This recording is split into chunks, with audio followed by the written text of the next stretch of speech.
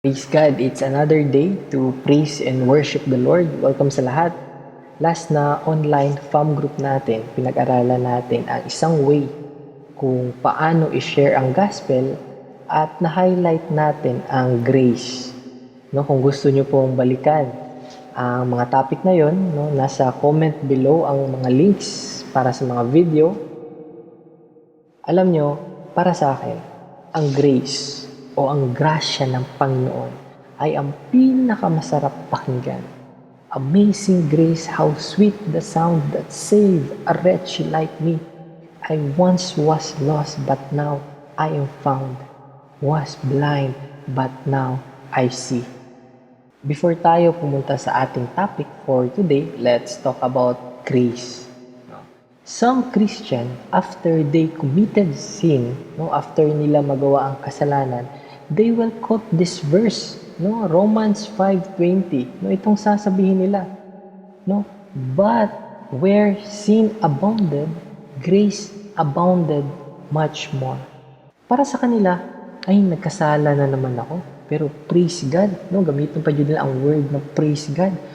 Pero buti na lang, kahit gaano kalaki ang nagawa kong kasalanan, covered pa rin ako sa grasya ng Panginoon. And without repenting, para sa kanila, ang gaan ng kasalanan nila. Alam nyo, mali po yun. Alam nyo kasi, naa-apply lang po ang grace o ang grasya ng Panginoon pagkatapos maintindihan ng tao ang bigat ng kasalanan niya sa Panginoon at humingi siya ng kapatawaran sa Panginoon. Remember niyo po ba yung tax collector na sinuntok ang kanyang dibdib at sinabing, ako po ay makasalanan, patawarin niyo po ako, Panginoon. Mababasa natin yun sa Luke 18 verse 13. But the tax collector stood at a distance. He would not even look up to heaven, but beat his breast and said, God, have mercy on me, a sinner. Alam niyo po, ang isang tao na totoong tapat siya sa Panginoon, maiintindihan niya ang bigat ng kanyang kasalanan.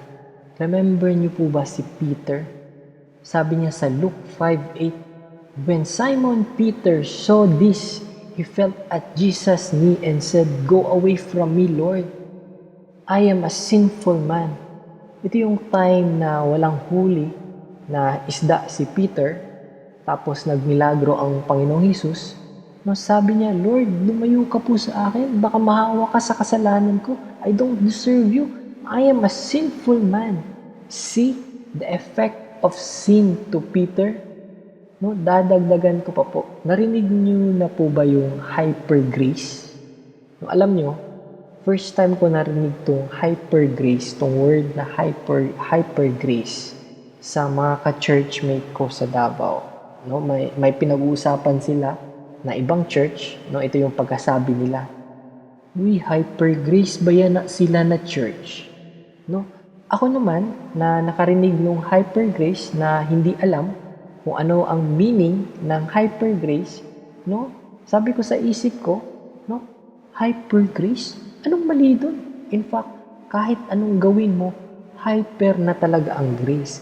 Napaka-exaggerated ng grace.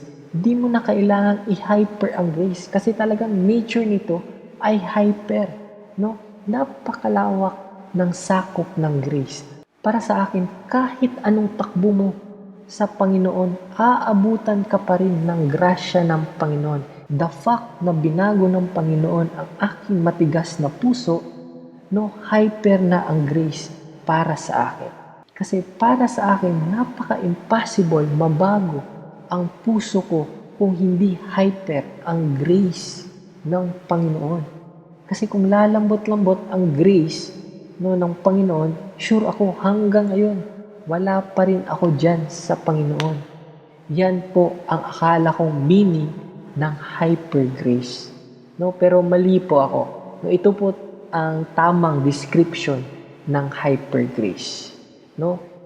Again, take note, ito yung maling description ng grace, at ginagawa nilang hyper grace. So pakinggan nyo. Dahil mahal ako ng Panginoon, kahit pa ulit-ulit kong gawin ang kasalanan, iisipin ko pa rin ako ay papuntang langit at hindi papuntang impyerno. Kasi nga sabi nila, God hates sin but love the sinners. No? Saan mo ba mababasa ang verse na yun sa Bible? Bro, kasi John 3:16, for God so loved the world. Oo nga, for God so loved the world, but that doesn't mean the person remain in sin. No, ganun tayo kamahal ng Panginoon na ayaw niyang manatili tayo sa kasalanan. May isang ama na meron siyang anak na patapon ang buhay. Mahal niya pa rin ang anak niya, pero kung may magagawa siya para mabago ang buhay ng anak niya, gagawin niya ito. Kaya nga ginawa ng Panginoon ang lahat para maalis tayo sa kadiliman kasi alam ng Panginoon na hopeless tayong lahat. Isang work lang ng Panginoon, tayong lahat ay naligtas. Romans 5:19, for just as through the disobedience of the one man, many were made sinners, so also through the obedience of the one man, many will be made righteous. Kasi bro, ang turo talaga ng grace is papunta doon sa aabusuhin ng tao ang grace. Romans 5:20 nga bro no? But where sin abounded, grace abounded much more. Siyempre parang aabusuhin ng tao ang grace. Alam niyo po, praise God, no? Napakabuti talaga ng Panginoon dahil hindi lang natapos ang book of Romans doon sa chapter 5. Meron pong chapter 6, no? Basahin po natin ang chapter 6. No, let's read Romans 6 verse 1. Sabi ni Paul, what shall we say then? Shall we go on sinning so that grace may abound? Sabi ni Paul, so anong sasabihin natin ngayon? Magpapatuloy tayo sa kasalanan kasi meron na namang grace or grasya ang Panginoon. Sabi sa verse 2, by no means. By no means po. No? We are those who have died to sin. How can we live in it any longer? Or don't you know that all of us who were baptized in Christ Jesus were baptized into His death? We were therefore buried with Him through baptism into death in order that, just as Christ was raised from the dead through the glory of the Father, we too may live a new life. No, we too may live a what? A new life. May bago ka ng buhay dyan sa Panginoon. Ano pa ang ginagawa mo dyan sa kadiliman?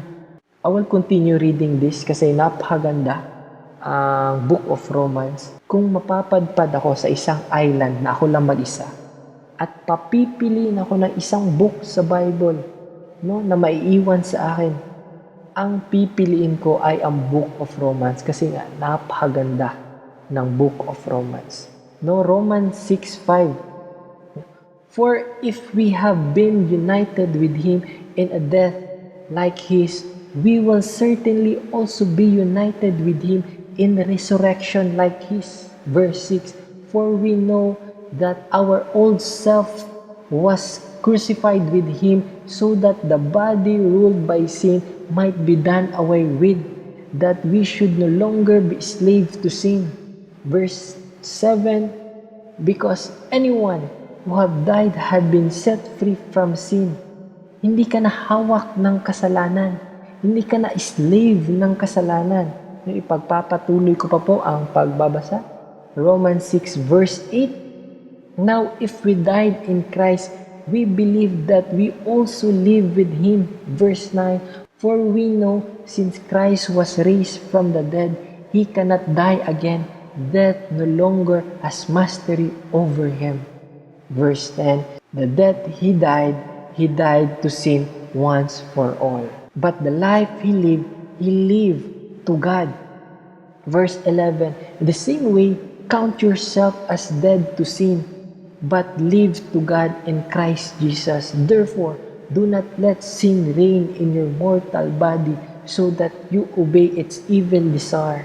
Verse 13, do not offer any part of yourself to sin as an instrument of wickedness, but rather offer yourself to God as those who had been brought from death to life, and offer every part of yourself to Him as an instrument of righteousness. Verse 14, for sin shall no longer be your master, because you are not under the law, but under grace. Kapatid, hindi ka na po hawak ng kasalanan kasi binago ka na ng Panginoon. Saktong-sakto kasi binasa na natin ang verse 14. Basahin ko lang ulit, no? For sin shall no longer be your master, because you are not under the law, but under grace. Sa last na topic natin, na-highlight nga natin yung grace. Ngayon, i-highlight naman natin yung law or yung written law. Kasi yung ibang tao, sinasabi nila, ay, itapon na natin ang law or ang Ten Commandments kasi hindi naman tayo under law, under grace na naman tayo. So yung law, hindi naman natin kailangan yan kasi sabi ni Brother Arman, ang purpose, kasi the purpose of the law is not for us to obey, but for us to understand that we cannot reach the standard of the Lord. Let me correct that, no? Tama po primarily, no, na the purpose of the law is not for us to obey, but for us, no, para maintindihan na hindi talaga natin kayang abutin, no, ang standard ng Panginoon. But that doesn't mean na itatapon na po natin ang Ten Commandments na wala na po itong silbi, no? Inuulit ko kailangan natin ang Ten Commandments at napakalaki ang silbi nito sa atin. At yun nga yung isi-share ko for today. No? So ang title ko for this Sunday, The Ten Commandments, Exodus 20. So hindi ko na po kayo bibitinin, sasagutin ko na po ang tanong kung ano ang purpose ng law. Kasi ang bala ko talaga, ilagay ito sa hulihan kasi napakagandang point ng sagot na ito. So, pero naisip ko na mas maganda na ilagay na lang ito sa unahan. So, ano ang purpose ng law?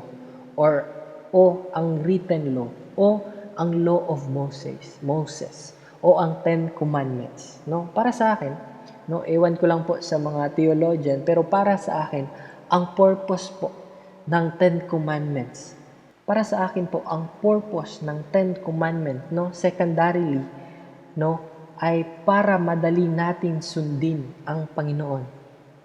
Baka siguro ang sasabihin ng iba, yun lang, no?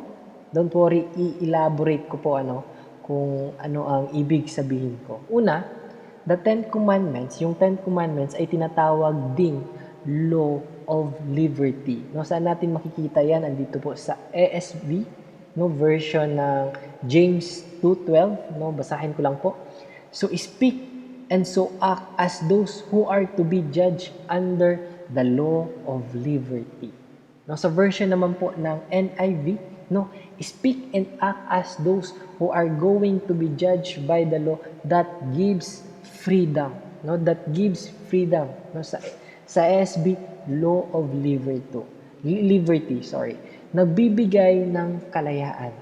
Di ba po ang buong law, no, kung isa-sum up natin ang buong law sa buong mundo is gagawin nating 10, no, ang mangyayari yan is 10 commandments. At kung yung 10 commandments, no, gagawin nating 2, no, isa-sum up natin, no, sa smaller pa na sa 10 commandments, magiging 2 na lang, no, makikita natin yan sa Matthew 22 verse 37 to 38. No, ano yun? No, love the Lord your God with all of your heart, with all of your soul, and with all of your mind. And the second commandments, no, love your neighbor as yourself. No, kung susundin natin ang law, this will lead us to holiness. And holiness give us freedom. Free from sin, free from condemnation, freedom, meaning we can worship God in spirit and in truth. No, napakasarap po mag-worship sa Panginoon na walang guilt. at condemnation. Kasi ang totoo, law pa rin po ang i-judge sa atin. Siguro sasabihin na naman ng iba sa inyo, ha? Ang gulo mo naman bro. Sabi mo sa last sermon mo, grace. Tapos ngayon, law na naman. Kasi po, inukit po ng Panginoon sa ating mga puso ang law. No? Kaya nature po sa atin, no, na kinakabahan pag gumawa ng kasalanan. And of course, pag parati natin ginagawa ang kasalanan, sometimes no, magiging makapal or seared or kanang kubal no, ang ating mga puso at hindi na tayo kakabahan. Pero sure ako, kung first time natin gagawin ang kasalanan yan, ay grabe po. No? Sisigaw po no, ang ating puso na wag mong gawin yan. Kasi po, inukit na ng Panginoon sa ating mga puso ang law. No, mababasa natin yan sa Romans 2:15. They will show that the requirements of the law are written and on their hearts, their consciences also bearing witness, and their thoughts sometimes accusing them, and at other times even defending them. Kasi alam ng Panginoon ang laman ng puso ng bawat tao. Worship ka dyan. Hindi mo naman pala love ang Panginoon. No? Serve ka dyan. Hindi mo naman pala mahal ang Panginoon. Yun nga yung first commandments eh. No? With all of your heart, with all of your soul, with all of your mind, with all of your strength. No? Kasi kung hindi natin gagawin yun, edi useless lang ang gagawin natin no, serve and worship sa Panginoon. No, gagawa ka ng kabutihan sa kapwa mo, pero hindi mo naman mahal no, sila as you love yourself. Ang ganda nga nito eh, no? Napakadaling sumamba at sumunod sa Panginoon kasi binigyan niya na tayo ng commandments. No? Hindi na po mahirap, hindi na po kailangan tanungin ang Panginoon kung paano siya ma-please, no? Kung paano siya liligaya sa ating buhay. No, ginawa niya ng dalawa eh. No, love the Lord your God with all of your heart, with all of your soul, with all of your mind, with all of your strength. No, and the second commandments, no, love your neighbor as yourself. No, siguro sasabihin, ang hirap naman yun, dalawa lang. Pwede bang elaborate yun? O sige, kung gusto mong i-elaborate yung dalawang commandment na yun, gawin nating 10 commandments. Siguro sasabihin na naman ng iba, ang hirap naman maintindihan ng 10 commandments. O sige, kung mahirap maintindihan ang 10 commandments, meron ka namang law written in your heart. Nagets niyo yun? Kasi kung mahal mo talaga ang Panginoon, ang true worship is by product na lang sa love mo sa Panginoon. At kung mahal mo talaga ang kapwa mo, isi-share mo ang gospel. Isi-share mo ang pag-ibig ng Panginoon sa kanila. Bakit? Kasi ayaw mong mapunta sila sa impyerno kasi nga mahal mo sila.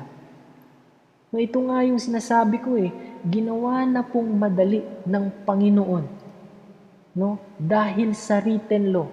Kaya nga sabi sa Psalm 19:7, the law of the Lord is perfect, refreshing the soul. The statutes of the Lord is trustworthy, making wise the simple. Ang law ng Panginoon ay perpekto. Basahin ko lang sa inyo to.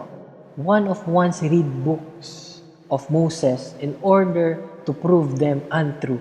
No, meron daw isang unbeliever na binasa ang Bible para i-prove na hindi totoo ang Diyos. No, after reading the 10 Commandments, he made his confession. Ito ang sabi niya, I have been looking into the nature of that law.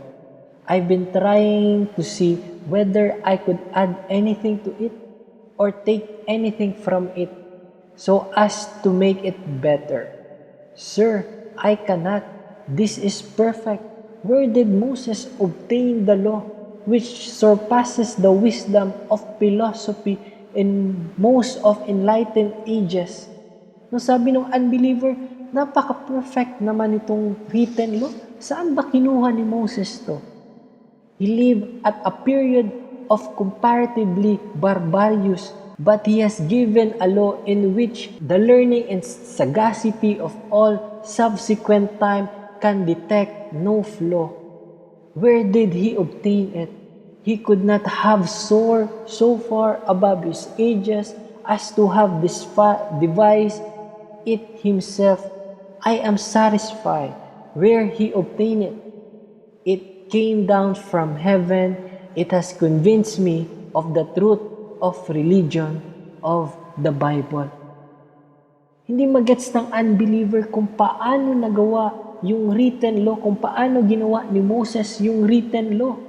Kasi nga, binigay ng Panginoon yun hindi human knowledge yun. No, God knowledge yun, galing yun sa Panginoon. Dahil hindi niya magets, naniwala na lang siya sa Panginoon. Sabi niya, itong religion sa Bible ay ang may totoong Diyos.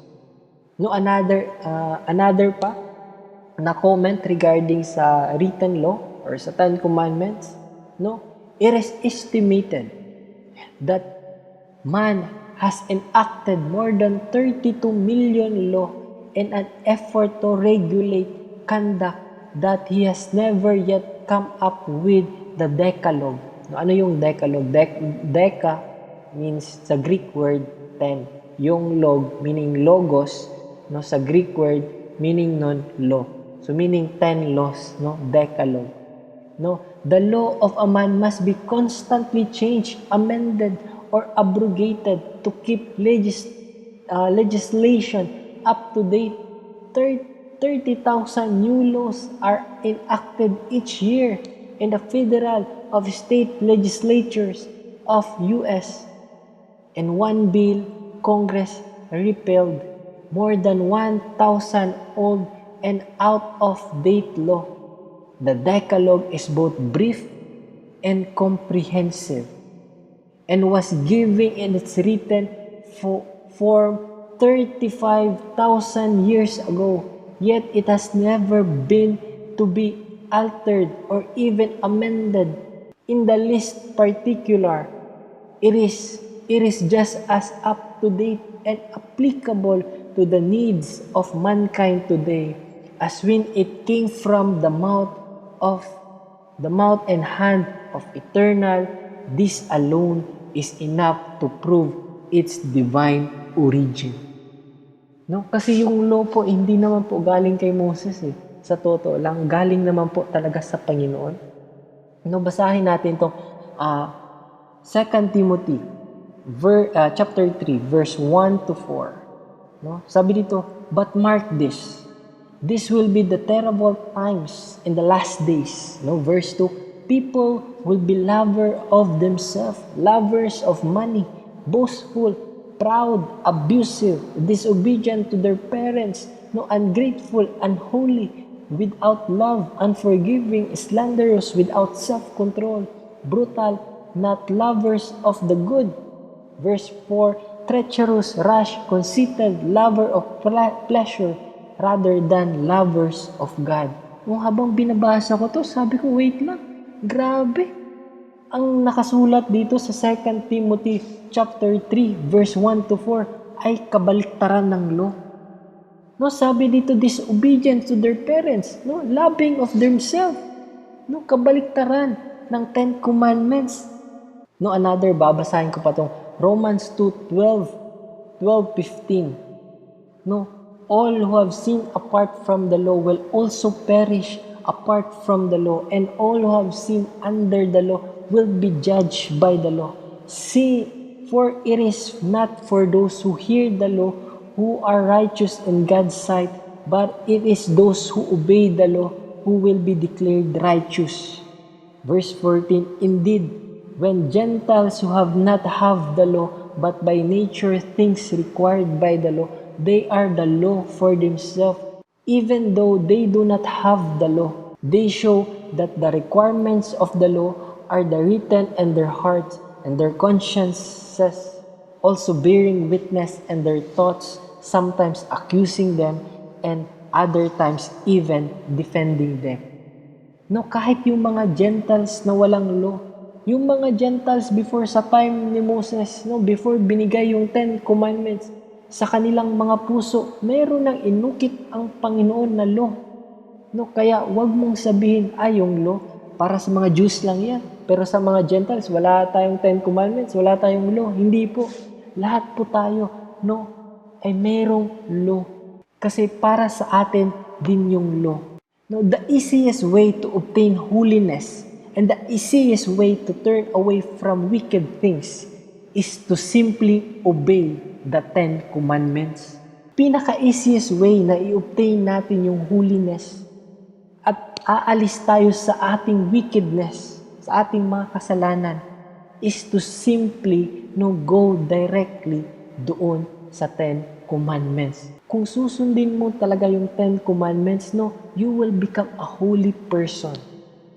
Of course, not as holy as God, but holy na nire-required ng Panginoon. Alam nyo, para sa akin, ang pagsunod sa law ay malaki ang magagawa sa revival. Gusto mo ng revival sa bahay? Gusto mo ng revival sa simbahan? Or sa trabaho mo? Or sa buong Pilipinas? Sabi dito sa 2 Chronicles chapter 7 verse 14, "If my people who are called by my name will humble themselves and pray and seek my face and turn from their wicked ways, then I will hear from heaven and I will forgive their sin and will heal their lands." Gusto kong i-highlight dyan yung turn from wicked ways. Pag aalis ka sa wicked ways mo, saan ka ba pupunta? Saan ka ba papunta? Of course, doon sa written law. Switch lang yun parang switching lang. Pag nag-about face ka, pag tatalikod ka sa wicked or sa sinful life, doon ka haharap sa 10 Commandments or yung mga commandments ng Panginoon. 1 John 3:19 to 24, "This is how we know that we belong to the truth and how we set our heart at rest in His presence. If our heart condemn us, we know that God is greater than our heart, and He knows everything. Dear friends, if our hearts do not condemn us, we have confidence before God and receive from Him anything we ask." Bakit daw? Because we keep His command. Ito yung mga commandments ng Panginoon. "And do what pleases Him." Verse 23, "And this is His command, to believe in the name of His Son, Jesus Christ, and to love one another as He commanded us." Ito, summary na naman ng 10 Commandments. Verse 24, "The one who keeps God's commands live in Him, and He in them. And this is how we know that He lived in us. We know, but in the Spirit He gave us." Gusto kong i-highlight yung verse 22 dyan. Sabi dyan, "Receive from Him anything we ask." Meaning prayer. Kasi anything we ask.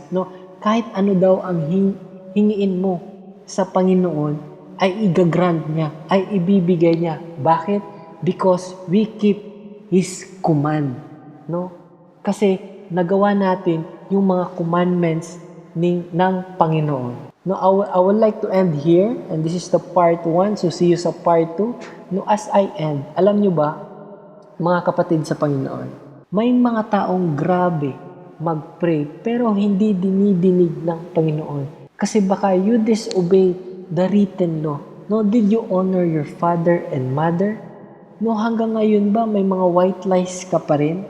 White lies, black lies, same lang. Kasalanan pa rin sa Panginoon. Ikaw ba, conscious ka ba sa Sabbath day by keeping it holy? O wala na? Ikaw ba, mahal mo ba ang kapwa mo? Ikaw ba, marunong ka bang magpatawad sa kapwa mo? At ito ang pinakamabigat sa lahat, first commandment and the greatest. "I am the Lord your God who brought you out of Egypt, out of the land of slavery. You shall have no other gods before me." Or baka meron ka ng other gods. Or baka ang gods mo, girlfriend mo or boyfriend mo. O baka ang gods mo, pera. Or baka ang gods mo is mga online games. Or mga games na napapalayo ka sa kapatiran or sa simbahan. So let's check our heart.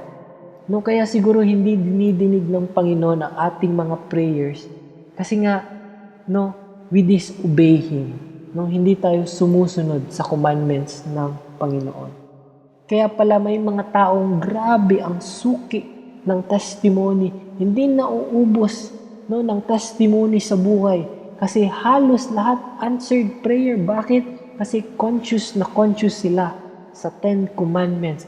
And God is pleased and answered their prayers. Kasi first commandments pa lang, pasok sa banga kaagad na ibibless ng Panginoon. Kasi sila din, mahal din nila ang Panginoon. Yung mga prayers nila, napaka-selfless. Again, because inuuna nila ang Panginoon, no? God is pleased and answered their prayers. Alam nyo, I have to be honest as a preacher. Habang pinag-aaralan ko tong 10 Commandments, this give me a lot of realization in life, no? Sa Pasko, iniisip ko, Lord, kaya ba hindi mo sinagot yung prayer ko noon? Kasi ba siguro sa mga white lies na humaharang sa mga prayers ko? This study also give me joy in my heart. Kasi nga, most of the time, I ask God, Lord, ano ang will mo dito? No, Lord, ano ang gusto mo para sa event na to? Sinagot na pala ako ng Panginoon, anak, mahalin mo lang ako. Tapos mahalin mo yung mga tao gaya sa pagmamahal ko sa iyo, and I will give you the desires of your heart. Madami pa pong i-reveal ang Panginoon. This is the part 1. See you sa part 2. God bless.